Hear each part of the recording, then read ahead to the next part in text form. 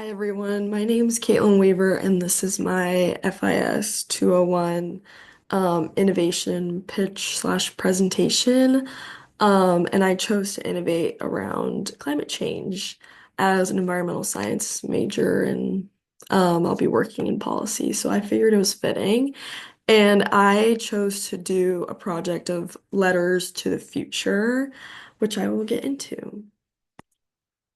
So the issue, I feel like everybody has the gist of it, but climate change has been a growing concern for a decent amount of time now, at least like in the past 2025, like I would say 30 years. ExxonMobil and other energy utilities and corporations and scientists discovered in like the late 80s, early 90s that climate change was a thing, and the perpetuation of man-made emissions was climate, like I said, climate change is a thing. It's a natural thing, but the issue is more of like the man-made emissions and man-made la land use changes, fertilizer being dumped into the oceans, and then phytoplankton and ocean acidification, and all those different things. So it's a perpetuation of man-made alterations, which is leading to climate change at the rate it is.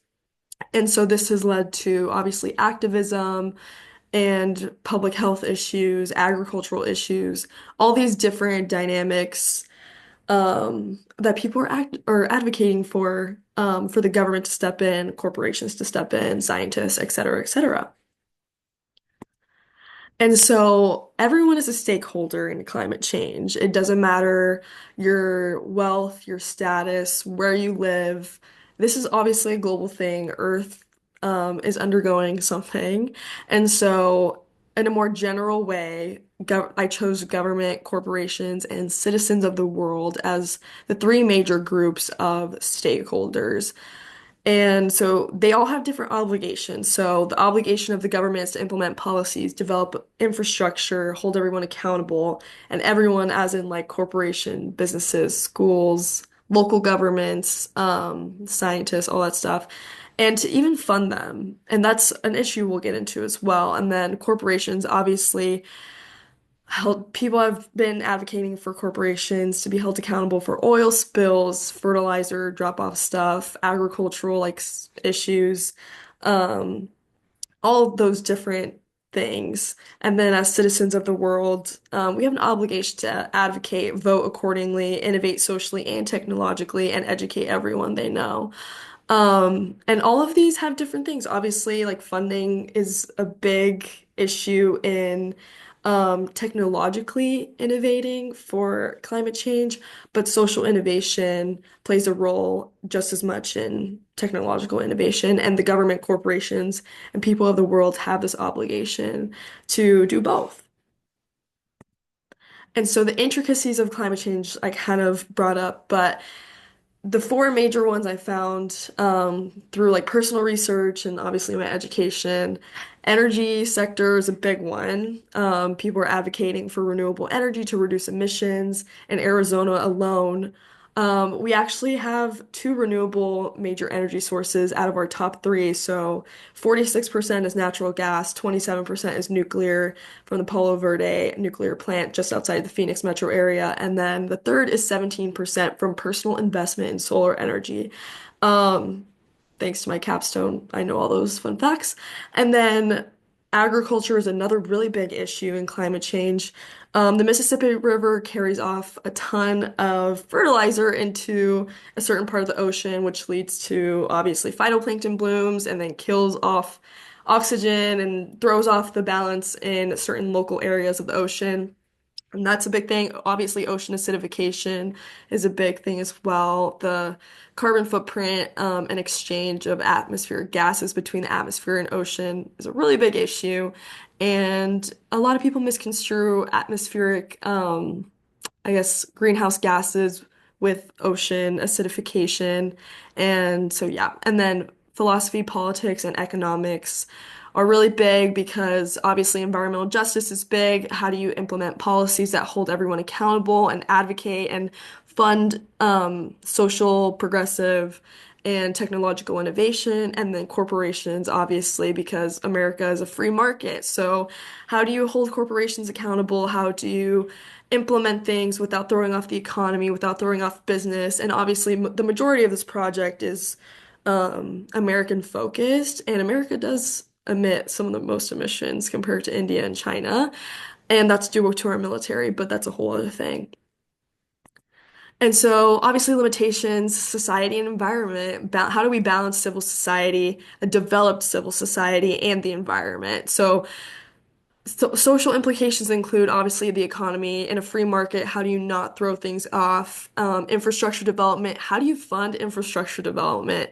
How do you use taxpayer dollars and do all these different things for infrastructure development, like with transportation, individual and public transportation, and that goes into the energy sector and renewable energy and utility companies for water and energy security, and then environmental justice. How do you make sure marginalized communities have access to AC units that are working and water and healthy food and all these different things? And then initial investment for climate change and innovation is obviously going to be pretty steep, and that's probably one of the biggest issues that we see when it comes to government innovation and corporation innovation for climate change because the initial investment is not cheap. And I think that's probably the biggest deterrent and limitation. And then when the environment, like I brought up earlier, sustainable agriculture, sustainable water and energy security. How do you get those to the people without ruining the environment through like mining, obviously oil spills, all those different things. And then land use changes is a big thing as well. Land use changes can include mining, for energy, oil spills, agricultural changes, fertilizer, all that stuff. And these are all big limitations of why policy can be deterred, funding is deterred, and ultimately innovation. So, the plan and logistics of Letters to the Future, now that I gave everybody a deep dive into the problem, I thought it would be awesome to bring personal narratives into this innovation. And what better way to connect people through utilizing online submission platforms, technology that we already have. And so my original idea was to have like ASU, like students, write personal narratives surrounding their education, concerns, hopes, beliefs surrounding climate change. But then I was told to think bigger, which is awesome. So to have an online submission platform where people can submit like their own art, display, like people express themselves very differently. So these personal narratives could be explored through art or letters. And I think it would be more, I guess like jaw-dropping or like I don't, I'm trying to think of the word, but I can't think of it. I guess to get people invested if it's like a handwritten or drawn like art piece or letter because something about like the human emotion to be engaged with it. And then to share these, it would be through a website and through social media, Letters to the Future 2025, TikTok, Instagram, have people read their letters and share it online, display the personal narratives and letters for everyone to see diverse communities, diverse people. The great thing about social media is that it connects us globally. And so if you can go beyond America, that's amazing. And then obviously, you want to connect governments and corporations to see just how big of an issue this is, and personal narratives can drive this human emotion and utilize it to create social, progressive, and technological innovation. And then why, there's a digital footprint no matter where we go. So let's hold a digital and physical archive for people to explore. This doesn't have to be a temporary thing. This can be an indefinite thing. And who knows, maybe in the future, future generations can explore this as well. And then obviously, we want to connect all the stakeholders through this online activism. It's really important because that's how you create this innovation that we're striving for to advocate for climate change. So hopefully, local and federal government and corporations, big or small, will see these letters to the future expressing their concerns and beliefs and hopes and dreams surrounding climate change and a more sustainable future. They'll see the art, they'll see real faces reading these letters and real archives of people's personal narratives to drive this innovation, personally and collectively. which is really important. And so the ultimate goal obviously would be social, economic, political preservation of a developed civil society, and then environmental preservation as well, because the two are interconnected. There's a feedback loop. And if we preserve the environment preserves humanity. And that's the biggest thing when it comes to climate change. So, how do we bridge the gap between policy and personal reality? How does climate change affect people emotionally, socially, and practically? Um, like I said, environmental justice is one of the biggest things when it comes to protecting marginalized communities that may not be able to afford energy or AC. Arizona specifically, like hitting 119 degrees in the summer. How do you help people there? And then environmental preservation of air quality, albedo effects, ocean acidification, agriculture, energy, and water are the three biggest things when it comes to protecting socioeconomic preservation. And like I said, the two are interlinked. So the goal of Letters to the Future is to innovate and get corporations and the government at the local and federal level to read these personal narratives and navigate the limitations that we said earlier and advocate for the social and environmental justice. And this would look like bottom to top change. So first we start with citizens of the world, right? And then I put federal and local governments in the middle because they should be the mediator between corporations, free market, scientists, universities, etc., and individuals. And that's the role of government itself is to mediate things and protect life, fund infrastructure, do these different things. And so that's why they're in the middle because they're the main, I guess, like, we'll just leave it at mediator. And then the timeline in my plan, I had a 6 week timeline outlined. I didn't put it here because I didn't think it was necessary, but it is in detail in my plan. So if you're interested, you can go look at that. But it would be an estimated 6 weeks to get things flowing. But this should indefinitely be open to the public because, like I said, this can impact future generations. They can look at this and be like, wow, these people are really advocating for me. These people are advocating for a sustainable future. And this can perpetuate environmental justice, not injustice. And that's the goal. We're innovating for future generations through Letters for the Future. So this includes access to healthy agriculture, water and energy security, increasing air quality, which thus increases public health and safety, and then reducing natural hazards.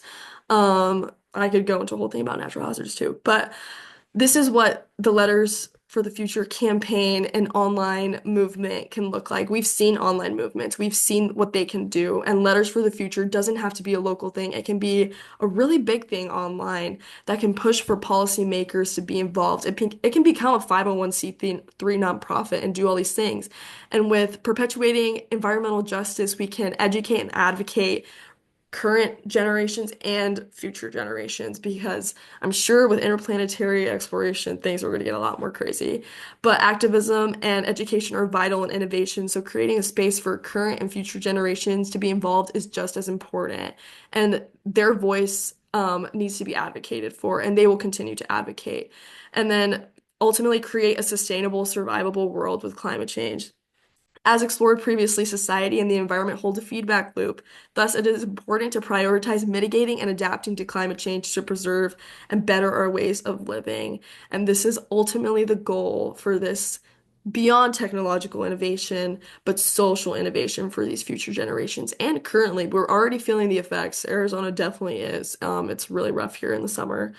But I think the way I could contribute to this is obviously get it started. I could submit a personal narrative. I can spread the word and educate people. I obviously have a very fundamental environmental science education and my civic and economic education, which obviously led me to create this.